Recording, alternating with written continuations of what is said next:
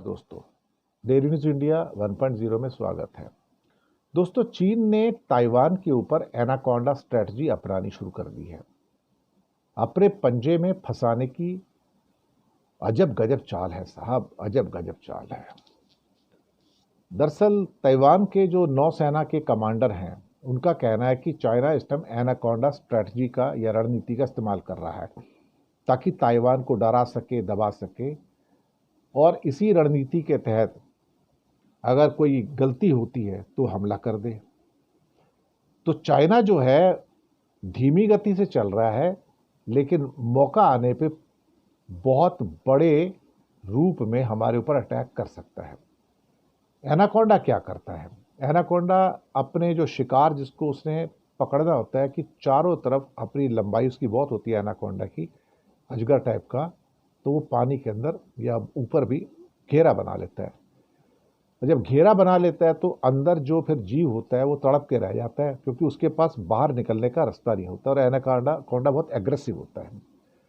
तो एनाकोंडा जब चारों तरफ घेरा बनाता है तो बस वही रणनीति जिसको कि एनाकोंडा स्ट्रेटजी कहा जाता है, चाइना ने ताइवान के चारों तरफ इस टाइम अपनाई हुई है और धीरे धीरे वो उसके नज़दीक आता चला जा रहा है। ये बात ताइवान के जो नेवी के कमांडर तांग हुआ है, उनका भी ये कहना है कि ये एनाकोंडा स्ट्रेटजी है और चाइना धीरे धीरे हमें डरा रहा है, अपनी सिक्योरिटी बढ़ा रहा है और मिलिट्री एक्सरसाइज कर रहा है। उनका कहना है कि हमारे सैनिकों और जहाज़ों को रोका जा रहा है, नेवल ब्लॉकेड बनाए जा रहे हैं, समंदर में रुकावटें पैदा की जा रही हैं। चाइना प्रोवोक कर रहा है कि हम कोई गलती करें तो फिर वो हम पर हमला कर दे कि हमने गलती की है। चाइना ये काम बहुत धीरे धीरे कर रहा है, तो शिकार को जैसे पता नहीं लगता, मौका देख के उसके ऊपर हमला कर देगा। अब चाइना के जो राष्ट्रपति हैं लाई चिंगते वो चीन से बड़ी नफरत करते हैं। ये बात किसी से छिपी नहीं है।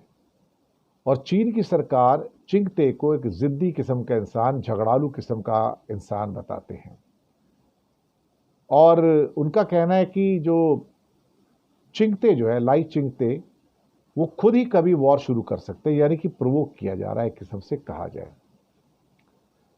अब होगा क्या है पता नहीं, लेकिन उनकी तैयारी पूरी है। उनके वायुसैनिक भी अभ्यास कर रहे हैं, जंगी जहाज भी हैं ताइवान के पास, सेना बढ़ाई जा रही है। लेकिन एनाकोंडा स्ट्रेटजी के द्वारा लगातार एनक्लोज किया जा रहा है उसको। तांग हुआ ने अपने एक स्टेटमेंट में कहा था कि चाइना बहुत धीरे धीरे ताइवान के चारों ओर अपनी सेना बढ़ाता चला जा रहा है, गतिविधियां बढ़ा रहा है, ताकि उचित समय पे आने पे बिल्कुल बराबर हमला करके और उसको अपने कब्जे में ले ले। इस साल जनवरी में 36 बार उसने ताइवान की जो एयर सीमा होती है उसका उल्लंघन किया, लेकिन अगस्त तक आते आते ये 5 गुना बढ़ गया। और अगस्त में चीन की वायुसेना ने 130 बार ताइवान की सीमा को उल्लंघन किया। जंगी जहाज़ों की जो संख्या है, नेवल शिप्स की संख्या, वो बढ़ गई थी। पहले जो 142 शिप्स ने घेर के रखा हुआ था ताइवान को, अब 282 शिप्स ने घेर के रखा हुआ है। और ये जहाज लगातार ताइवान के नज़दीक आ रहे हैं और धीरे धीरे एनाकोंडा स्ट्रेटजी से वो उसको क्या कहते हैं कि नज़दीक लाते जा रहे हैं। अभी ये ताइवान की सीमा से करीब करीब 44 किलोमीटर दूर है और उससे पहले ये थोड़े दूर हुआ करते, 44 किलोमीटर से ज़्यादा दूरी होती थी तट से, अब तो बिल्कुल नज़दीक आते चले जा रहे हैं। तो ये सारी जो दिक्कतें हैं, मुझे लगता है कि ये परेशानी पैदा कर रही हैं। ताइवानी वायुसेना ने फाइटर जेट्स रखे हुए हैं और काफ़ी हद तक उनके भी असला है, यानी कि बारूद है, और फाइट तो होगी, ऐसी बात तो नहीं है। लेकिन अगर चीन से जंग होती है तो ताइवान की नौसेना को अपने 25 से 50% युद्धपोत उतारने पड़ेंगे, जबकि चीन के पास 10 गुना ज़्यादा शिप्स हैं। तो चीन का दबाव एनाकोंडा स्ट्रेटजी से बढ़ता चला जा रहा है। अब इस पे तो कोई शक रह नहीं गया है। शुक्रिया आपका।